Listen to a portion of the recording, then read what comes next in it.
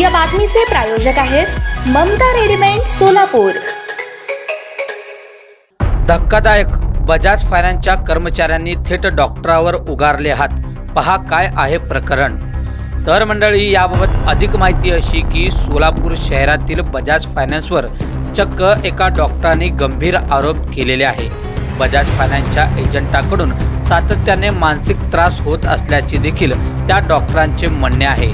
याबाबत सविस्तर माहिती अशी की यातील डॉक्टर अशफाक सय्यद हे काही कारणास्तव बजाज फायनान्सकडून पर्सनल लोन घेतले होते व लोनचे हप्ते सुद्धा ते वेळेवर भरत होते, परंतु मागील 2 ते 3 महिन्यापासून काही कारणास्तव डॉक्टर अशफाक यांच्याकडून हप्ते भरण्यास दिरंगाई झाल्याने बजाज फायनान्सचे एजंट हे डॉक्टर अशफाक सय्यद यांच्या नातेवाईकाकडे जाऊन त्यांची बदनामी करणे व अरेरावीची भाषा करणे असे कृत्य सदर बजाज फायनान्सच्या एजंटाकडून होऊ लागले। इतवरच बजाज फायनान्सचे एजंट न थांबता त्यांनी थेट डॉक्टर अशफाक सय्यद यांची गच्ची पकडून तू बजाज फायनान्सचे हप्ते का बरं भरले नाही असे म्हणत मारहाण केल्याचा आरोप यातील डॉक्टर अशफाक सय्यद यांनी केले आहे। दरम्यान या प्रकरणी डॉक्टर अशफाक सय्यद यांनी संबंधित पोलीस ठाण्यामध्ये तक्रार देखील दिली असल्याची माहिती डॉक्टर अशफाक सय्यद यांनी दिली आहे।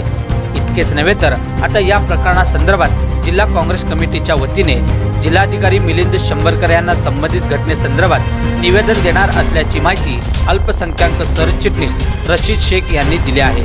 असो, दरम्यान जोपर्यंत संबंधित बजाज फायनान्सच्या एजंटावर कारवाई होत नाही तोपर्यंत प्राईम महाराष्ट्र न्यूज चॅनलचे धडाकेबाज पत्रकार फयाज शेख हे गप्प बसणार नाही।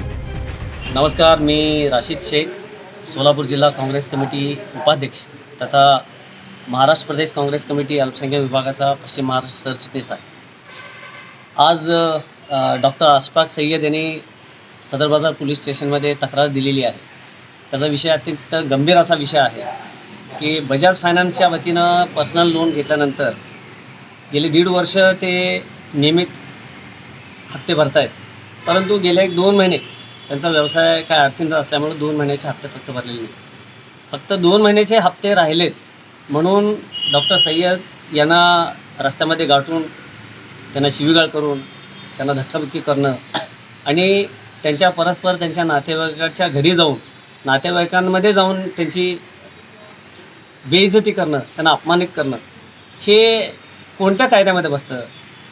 काय रिझर्व्ह बँक ऑफ इंडियाने काही असे काही आदेश केलेले आहेत का की या खाजगी फायनान्सवाल्यांना की तुम्ही काही गावगुंड नेमा आणि गुंडांच्या मार्फत तुम्ही वसुली करा? ही सक्त वसुली, ही पठाणी वसुली तुम्ही जर अशा पद्धतीने चालवली तर येणाऱ्या काळामध्ये सोलापूर जिल्हा काँग्रेस कमिटीच्या वतीनं सोलापूर जिल्हा काँग्रेस कमिटीचे अध्यक्ष डॉक्टर धवलसिंग दादा मोहिते पाटील साहेब यांच्या नेतृत्वाखाली या जिल्ह्यातील बजाज फायनान्सला आम्ही जाब विचारल्याशिवाय राहणार नाही। आणि ही जी गंभीर घटना घडलेली आहे या संदर्भामध्ये आजच आम्ही माननीय सोलापूरचे जिल्हाधिकारी महोदयांना भेटणार आहोत, त्यांना निवेदन देणार आहोत आणि फौजदार चौडी पोलीस स्टेशनच्या निरीक्षक साहेबांना, पोलीस निरीक्षक साहेबांना माझी विनंती आहे की तात्काळ तुम्ही याच्यात लक्ष घाला आणि संबंधित त्या एजेंटावरती गुन्हा दाखल करायची आम्ही त्यांना विनंती करणार आहोत। Thank you. नमस्कार, मेरा नाम अशफाक हुसैन सैयद, मैं पेशे से BHMS डॉक्टर हूँ। मैं यहाँ पे कल एक वाक़या हुआ मेरे साथ बजाज फाइनेंस वालों ने, जो कि मेरे साथ नहीं करना चाहिए था, वो वाक़या किया हुआ है। मैं अप्सरा होटल के करीब से जा रहा था गाड़ी पे, तो मस्जिद के पास मुझे वहाँ पे रुका के गाड़ी पर से रुका के बजाज फाइनेंस के रिकवरी एजेंट ने मुझे रुकाया और पूछा कि कहाँ जा रहे हो, मुझे पैसा चाहिए। तो मैं उतरा, बात किया।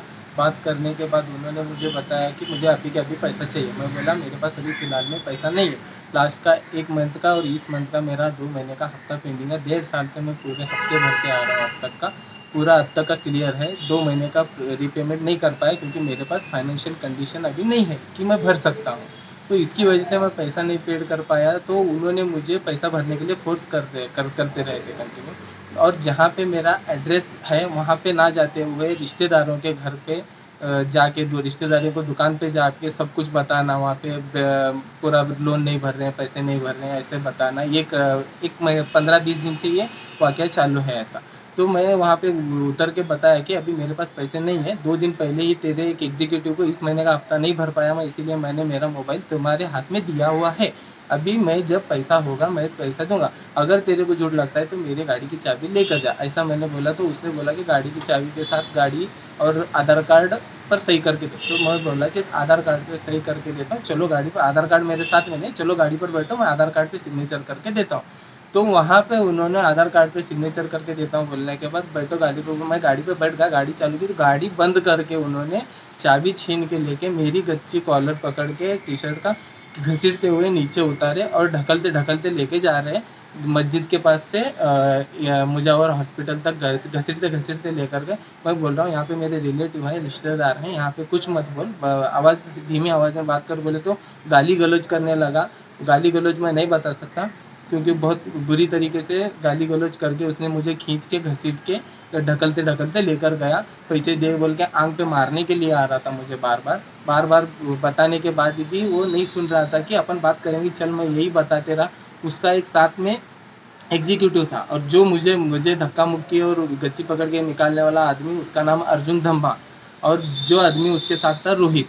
दो उसका एग्जीक्यूटिव उसको समझा रहा है कि इस लैंग्वेज में बात मत कर, इस तरीके से कौन बात से मत कर। फाइनेंस वाले थे वो? बजाज फाइनेंस वाले थे वो लोग। अच्छा, बजाज फाइनेंस के रिकवरी एजेंट एग्जीक्यूटिव। तो फिर ये प्रकरण में आपने तकरार वगैरह दी?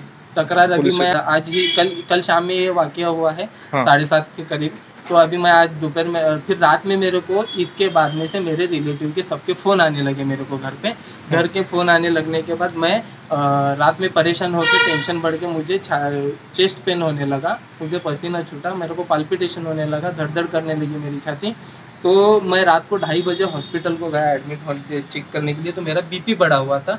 बीपी बढ़ने के वजह से मेरे को, मैं जब ईसीजी निकालने को मुझे डॉक्टर ने हमारे सजेस्ट किया तो मैंने ईसीजी निकाला। तो ये ईसीजी के चेंजेस हैं, ये रात के 2:30 बजे का ईसीजी है।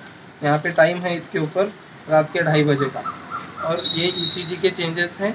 यहाँ पे देख सकते हैं आप कि मेरे हार्ट के चेंजेस दिख रहे हैं यहाँ पे। तो इसकी वजह से मुझे रात भर एडमिट करके इंजेक्शन और दवाई गोली देनी पड़ी, जिसकी वजह से मेरा सुबह 3 घंटे के बाद फिर से ईसीजी रिपीट किया गया। फिर से सेम वही कंप्लेंट चेस्ट पेन हो रहा था, जबकि सुबह में 9:30 बजे के बाद वाला ईसीजी नॉर्मल आया हुआ है। तो उसके बाद मतलब कि ये टोटली अगर मुझे कुछ हो जाता था तो इसका जिम्मेदार कौन है?